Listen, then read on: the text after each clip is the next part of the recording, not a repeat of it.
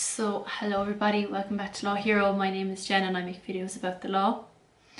And today is a special video I have been planning since actually the 1st of March.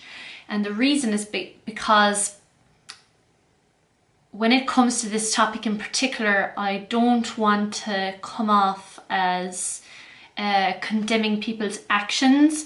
What I think is important is to take a certain media story, like the one I'm going to tell you, and learn from it. I don't want to lambast or condemn the subject of the story, because we actually trained at the same law firm, and on a human level I actually have a lot of empathy for this individual and their circumstances. So I really don't want to come off as condescending or like I know better. I don't. I just want to take away some of the learnings from this story, which will help not only lawyers but everybody.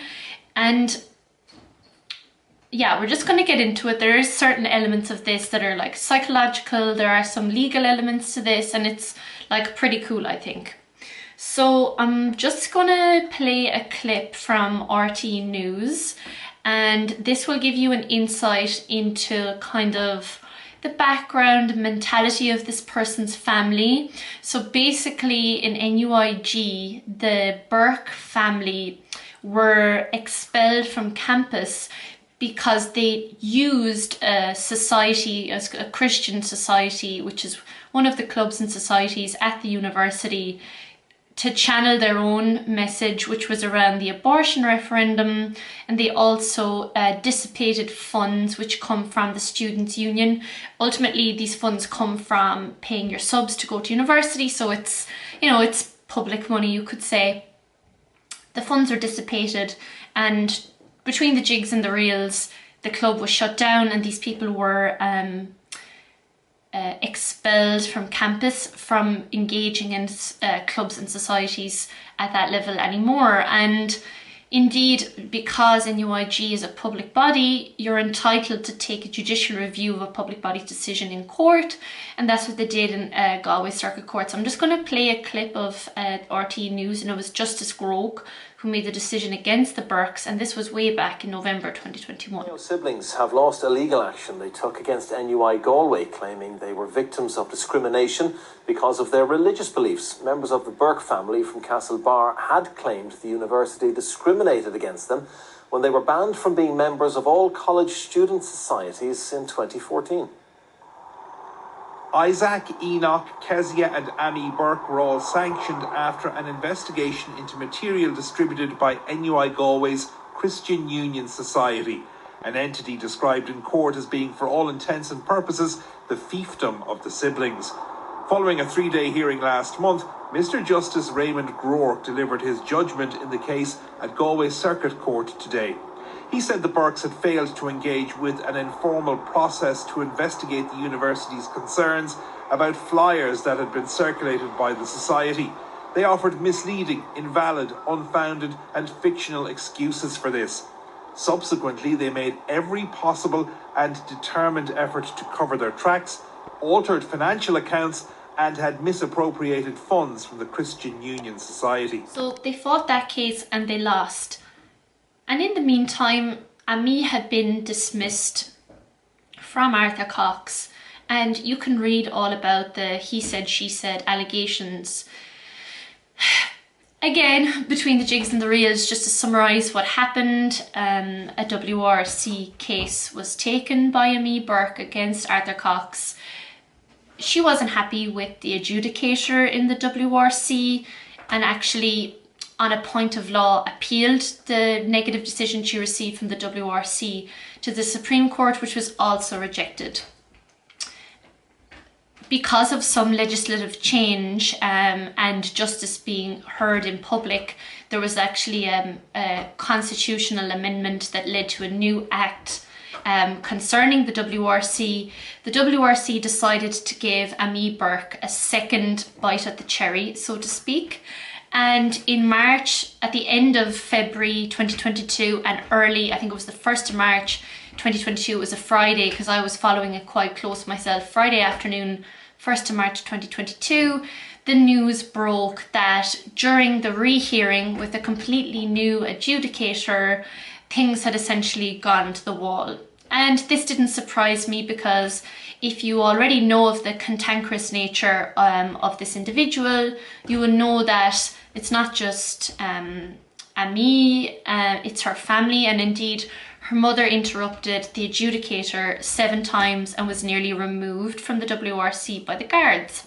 As well as that, Ammi made allegations against the adjudication officer that he was biased because he knew the senior counsel for Arthur Cox through politics, and she even brought up a LinkedIn picture to prove her case. Common attack to attack your adjudicator like that, it's not a strong argument to make, and indeed you're not going to get the adjudicator on your side.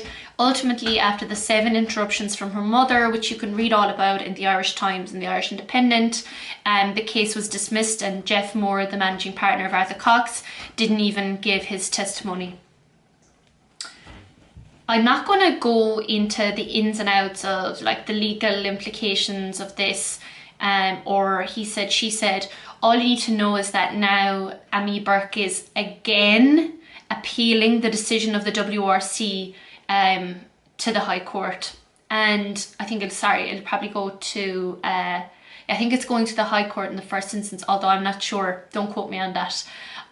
The reason I'm saying this is because yesterday, which was the 1st of July, I saw this in the paper and I thought to myself, this has to stop. This has been going on for the guts of 2 years now, notwithstanding the shenanigans at NUIG. And I thought to myself, when is enough is enough? Where do you draw the line between a point of principle and fighting your case, which you're entitled to do in a public forum? And is it a lack of self-awareness, or is it that the rest of us are wrong? Like, these are questions I don't have the answer to. All I know is that when you get dismissed from a law firm for disciplinary reasons, it's always going to be very, very difficult to get a job.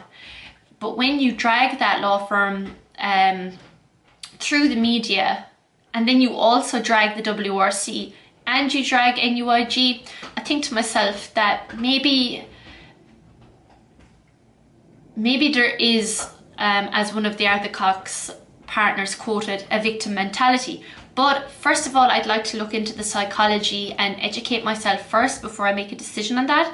And that's exactly what we're going to do now. So we're going to look at the psychology behind this kind of behaviour. We're going to apply it to the Ammi Burke case, and then we're going to come to a conclusion as to what's really going on here and what we can learn ourselves as lawyers and as people going forward, and how to deal with a perceived sense of unfairness, and ultimately when to admit when we're wrong. So as we all know, it's very hard for us to admit to our wrongdoing because of our ego and our perceived sense of self, or you may call it your self-image. Refusing to own up to guilt boosts your ego and can make it feel more satisfying. It's basically a comfort thing. To admit you're wrong is discomfort, it's uncertainty, and human beings crave certainty. Not acknowledging you are wrong, however, can destroy your relationships, and it can also lead to psychological issues long term. We've all done something which at the time seemed good but turned out to be wrong. And then comes the dread of having to admit the mistake. And the reason it's so difficult for us to admit the mistake is because of cognitive dissonance. Now, you might be asking, what is cognitive dissonance? So cognitive dissonance describes the discomfort experience between two cognitions and when they are incompatible with each other. So what is a cognition? This is either a thought, attitude, value, or a behavior. Incompatibility actually is what dissonance means. And it can happen when what you're doing is in conflict with the values you have, or you learn a new piece of information that throws out the belief you had previously. You might have watched some of the other videos I've made around this where I explain that human beings, we like shortcuts, we like to come to the easiest conclusion, we don't like things to be complicated, and that's why admitting we're wrong goes against all of those principles. A very good example is picking up after your dog, which is something I do twice a day. Now, I would say, if I'm being very, very honest, that sometimes if he goes, for example, like in a ditch that's like really, like if he's run really far away and it's in a ditch and I can't be bothered to find it, I don't really get too bothered about it. But for example, if it's in a footpath or like anywhere where people will be running, of course, 1,000,000% I would always pick it up, because I have stepped in dog excrement and it's not great, I can tell you. You have to really put those shoes in the washing machine. And there's also like fines. There's like in Fingal, County Council where I live, the fine is €3,000. So let's say you forget your doggy bags and you realise it halfway through the walk. So you look around, nobody's there, but once you're at home you begin to feel guilty because you realise that, as I just said, someone might stand in it, or someone may have seen you peeping through their window. Then you try and reason with yourself and you go, okay, it's only harmless, just went once, I'm sure other people have done it, I'm sure not everybody picks up, you start to justify your decision. And that is an example of cognitive dissonance. You know what you should do, you haven't done it, so when you get home you try and justify it. Another one is when people don't exercise, and I went to an all-staff meeting during the week and it was very interesting, like when people were asking me, was I drinking that evening? I was saying no, because I exercise, and I was almost like bullied into having a drink, even though people knew I was driving, because people don't like when you are disciplined around your exercise. It causes for them cognitive dissonance because they know they should be exercising, they've chosen to drink and not exercise, and they basically make you feel less than, they tear you down because they're not doing what they should be doing. I've gotten used to it. It's not that I'm somebody who enjoys a drink, but I have noticed that whenever I mention exercise, I am sidelined a lot. So what I do is I just don't talk about it, which is ridiculous because it's a massive part of my life, but it's just, you kind of have to be self-aware enough to know that it is a trigger for people when you talk about exercise, which is ridiculous because we're human beings. But anyway, and an example is, for example, when you join a gym and your heart kind of sinks every time you see the membership tag on your car keys, because it reminds you of that pesky truth that being active is incredibly important for a healthy lifestyle. It's this guilt that we feel, for example, when we didn't pick up after the dog or we didn't go to the gym. This is cognitive dissonance in action. Another one you wouldn't have thought of would be moving for love. So for example, if your partner receives a promotion and have to move for work, you may be unhappy that you have to move, but because your partner is so excited about the promotion and it's their dream and they're going to be getting paid more, you start to try and see the positives. You read some articles in the city and you try and gear your mind towards the positives of the move. Again, this is cognitive dissonance because you were kind of happy how things were going. You are incredibly dedicated to your partner, but it's a matter of whose needs come first.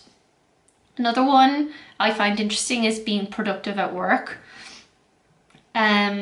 So for example, if you are unmonitored in your web usage and sometimes you browse the internet, just as a procrastination tool, Eventually you get your work done, but you know you probably could be doing more. You know you could be managing yourself better, and you feel guilty, but of course nobody knows of that guilt. It's an internal thing.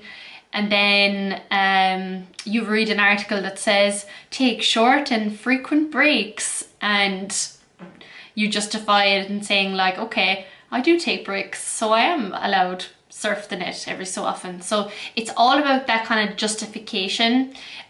So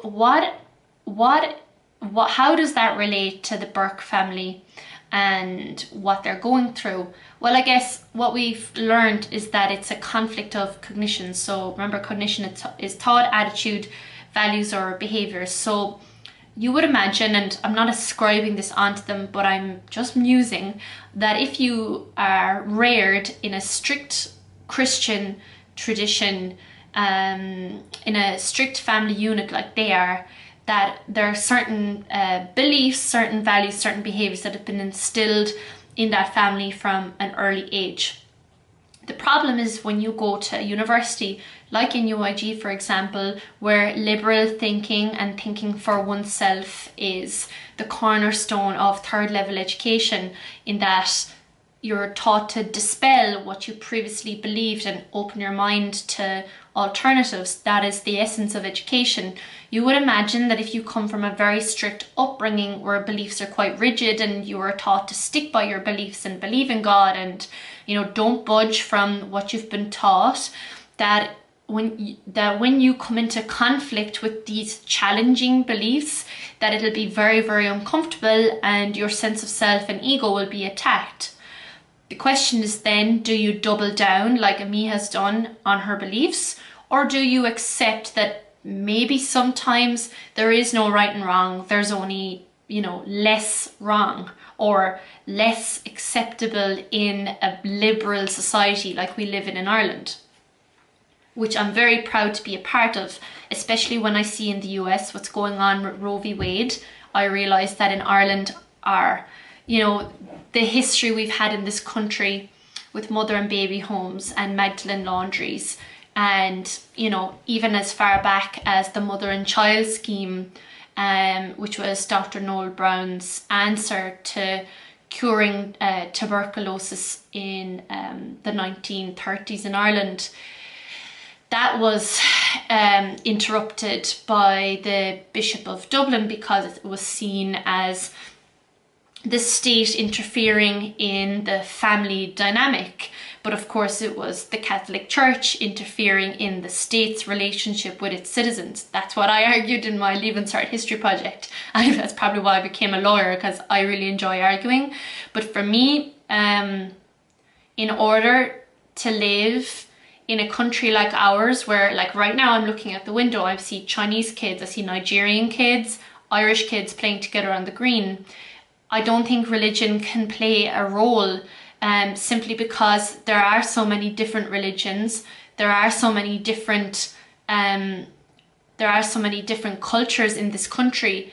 To discriminate and propagate one or discriminate another will just lead to chaos. Therefore, secularism is a much, much better solution, because it allows people to do whatever they want in their own lives, but not to enforce that on others, but also to make people more empathetic and knowledgeable of other cultures and religions is extremely important for a civil, functioning, democratic society which encourages inclusivity. Because as soon as you start labeling, you start isolating people. So if you've been taught, just like radical religious groups in America, for example, if you've watched the recent Mormon documentary on Netflix, I think, you will see that you're taught that you're better than other people and that you're the chosen one, and that because of your actions here on earth, you're going to be greeted with some kind of salvation in an afterlife. The whole premise of it is based on your behavior right now will be rewarded in the afterlife. The problem is that if you've been told that, you see everybody else as a sinner. And I can imagine that that's what's after happening in the mindset of these people, that they see, for example, homosexuals, lesbians as sinners. That's what happened in NUIG. And now they see that, you know, the corporate law firm and the WRC, they see these like institutions as institutions that don't understand their beliefs, but what they fail to understand is those institutions protect the values of the Republic of Ireland, and like the WRC being an open public body that resolves employment disputes, has certain values and doesn't favour anybody, doesn't discriminate anybody. You come to the WRC, you know, like in equity, with your hands clean, and you come present your case and you leave. By shouting, like for example, Ammi's mother shouted during the last WRC hearing that, like, I'm a teacher in Mayo with long standing. You can see that, religion aside, that type of rhetoric that because of who I am, I deserve to be listened to more than the next person. That's a type of egotism, but it's also, I was going to say elitist, which in a way, again, so I mean, when you think about power dynamics, when you think of like the role primary school teachers play in our society, it would be akin to, you know, a priest saying, I'm a priest for 20 years. But then you could also say it's akin to a lawyer going, I've been a lawyer for 20 years, or I'm a nurse for 20 years, or a doctor for 20 years. That kind of way of thinking and what they said is very interesting insight into the way these people are behaving, because the belief I've been a teacher of 20 years standing means that I deserve more credit than what I'm getting in this neutral forum. So what can we do when we experience this cognitive dissonance, just like the Burkes are? They probably don't realize it, but I'm telling them that they do. What are the two cognitions that are not fitting together? What are my beliefs and what is reality? What actions do I need to take to eliminate this dissonance? Do I need to change any specific behaviours, or do I need to change my mindset or belief? How important is it for me to resolve this dissonance? You may think that some people get away with never admitting their mistakes, coasting through life like bulldozers, unrepentant bulldozers as this article calls it. But psychologists believe such people tend to accumulate subconscious feelings of guilt and shame, a mental gnawing that eventually can turn into anxiety and depression. Admitting that you're wrong can show compassion, empathy, sympathy, and that you're a good listener. It also shows you're capable of being objective about yourselves and not always perfect. And I believe that this is the crux of the matter. I believe that the Burke family see themselves as a perfect image of Christians in Ireland, and that, you know, they're righteous because they have studied the Bible, they have this perceived sense of knowing more than other people, but they lack that objectivity in seeing, you know, the common suffering, if you think about it, or how they fit into broader society. They've isolated themselves in their own society, and thereby they're actually hemorrhaging their energy, and they're also not learning anything new because they've insulated themselves from everybody else. And this is really sad, I think, because, you know, life is all about the growth mindset. It's all about learning from other people. And sometimes if you stop and listen, like for example in that WRC hearing, if they had for a minute just stopped and listened to the adjudicator and said, okay, explain where we're going wrong, we don't understand. They never ever showed that kind of self-awareness or understanding as to what was going on. They also never tried to understand like the other side of the story. And that shows, you know, such a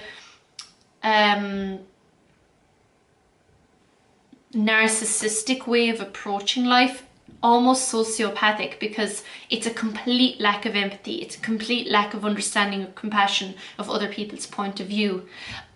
I think ultimately it's damaging for society to have people like this behave like this, but I think we should take it as an example of when you should admit you're wrong, when you've gone too far, why it's important to be objective, and also why it's important to be humble and understand that just because you've been a primary teacher or just because you've been a lawyer doesn't make you more right than other people. And I say that completely to myself as well, and I will often say to people, I don't have anything intelligent to say. Just because of my job role doesn't mean I have more intelligence. I'm constantly learning. I'm a student of life.